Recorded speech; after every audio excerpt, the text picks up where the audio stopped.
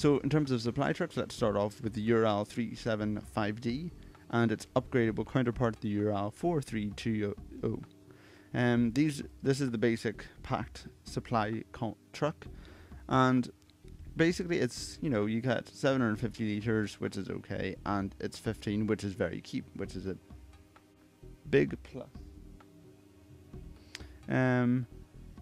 However, when you upgrade it, here's the interesting thing, okay? It costs 15 and it delivers 750. Its upgradable version costs 20, but it carries 1,000. So these two units carry the same amount of supplies per cost, but the upgraded version travels at 70, the regular one travels at 50. So basically, I'd recommend upgrading this first. These supply trucks, you can deploy them in huge numbers, and basically, of course, their disadvantage is they aren't armored, so they're going to die fairly quickly, especially under artillery fire. But basically, what this is, if you buy this unit and put these two in your deck, generally, unless you're going for a really long game, these will be you can buy these and they'll be all the supplies you'll ever need. Okay, I'd recommend buying the 4320s first, because it's the same kind of, because you're not getting any more supplies for your buck, but they're faster. After that, you've also got the Polish supply truck. It's identical to the basic Soviet one in every single way, but it means that if you use you get it, you'll be able to field it in big numbers, so you can have lots of supplies. It's always a bonus.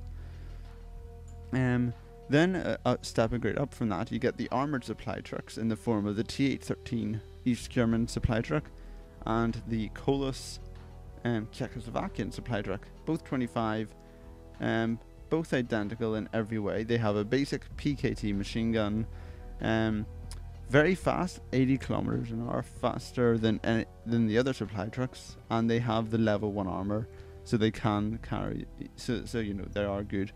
Also, I think I'm correct in saying they have a similar amount of supplies for the back as the other ones, but the disadvantage of these, remember, is they're fielded in lesser numbers.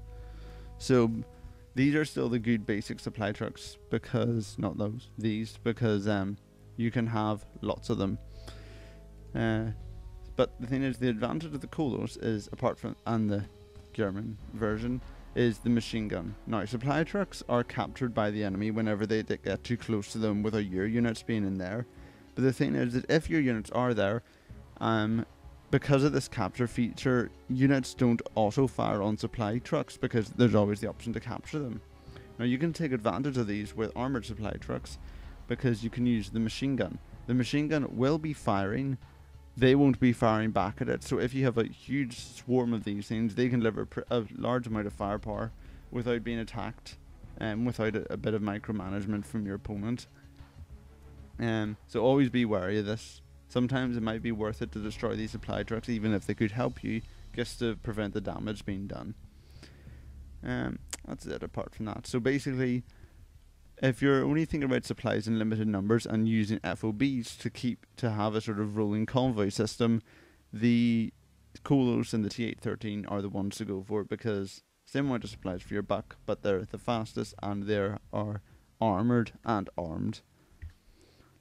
However, for bigger games, these ones are better, because you can field a lot more of them. Then, for supply helicopters, PACT only has one unit, but it is the best in my opinion, the Mi-26, nicknamed the Flying FOB, because the two of these deliver the same amount of supplies as an FOB, 10,000. However, they cost 125, so you're paying a lot more for your supplies than the FOB, just showing you the price difference. But of course, these are mobile. They have an impressive speed of 250 kilometers an hour, so and they can keep a whole army running for several minutes. But of course, these are very expensive and fragile, so basically I'd recommend the Mi-26 as a unit to resupply an army when it's not fighting. It's just too expensive to use in a combat zone, and the fact that if you're in a combat zone, they'll probably have some AA, which will shred it before it can even land if they're micromanaging, although they might not be, but still, artillery can eat these things for breakfast, as I have in many other games when I'm playing as NATO, and it's a beautiful sight. Anyway, that's enough of the logistic, onto the reconnaissance. Now, PACT has a huge amount of recon open to it, but I'll concentrate on the main ones. Okay, so first off, you got the sort of keep-based recon, such as the Offcuts UAS, think, and this UAS here. Okay, so this unit here, this unit here. Basically, they're the same in most ways. You can upgrade them to give them a bit of firepower. We've got a little machine gun on this one, even a grenade launcher on this recon. But basically, for these keep recons, basically, you're getting fast units with very good optics, as you can see here. So they can spot stuff quite well, and they've got good range. So basically, they're fast and they've got good range, but they're weak. They're gonna die fast.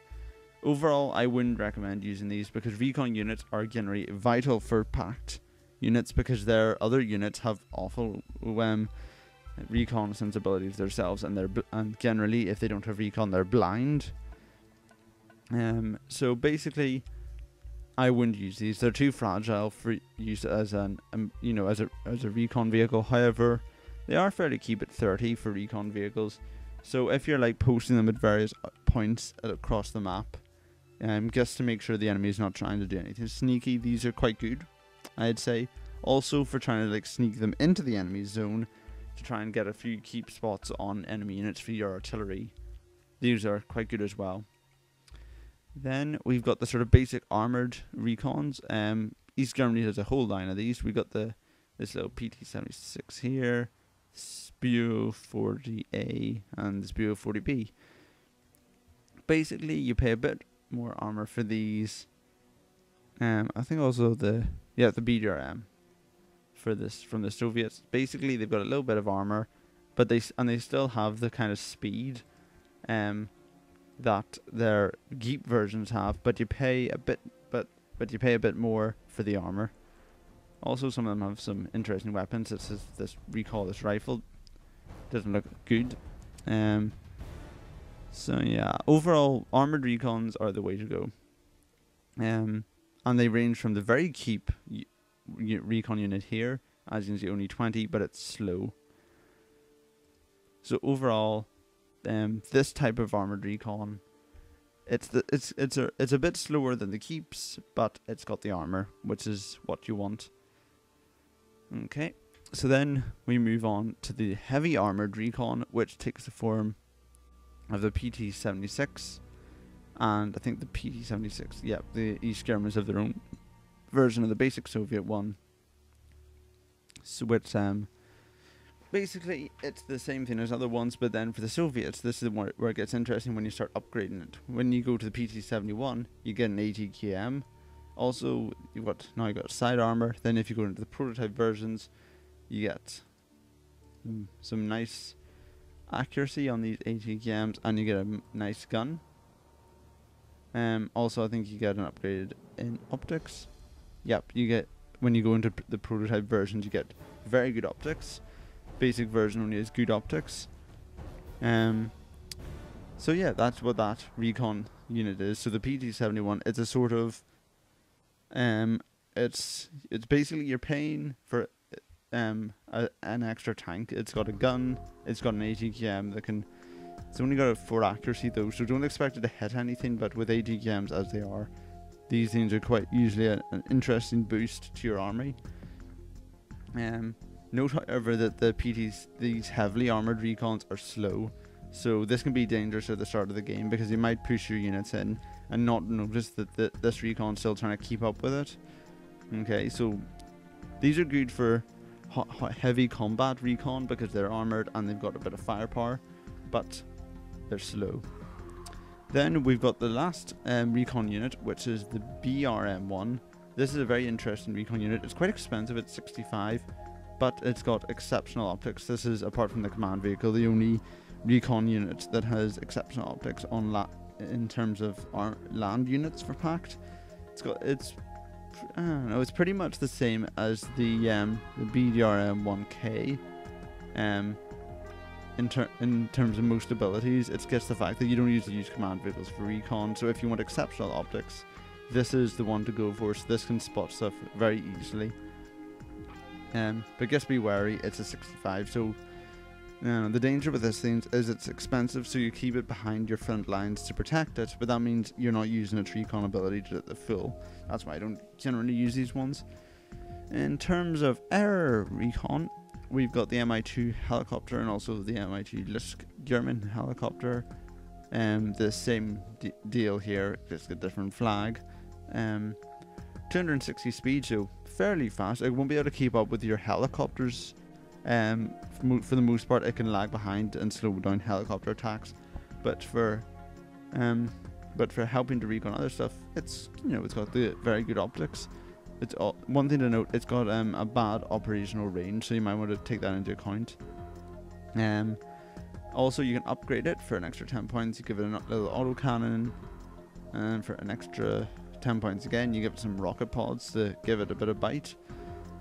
Overall, this is a good recon unit to help your land units, because the speed isn't an issue, because no land unit can go at 260 kilometers an hour.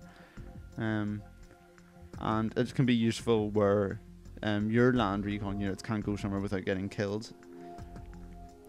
Then we have the other air unit, the MI9. So this is a bit faster at 290 kilometers an hour, and it has the lovely exceptional optics. The range is also a bit improved, if I am correct. Let's see.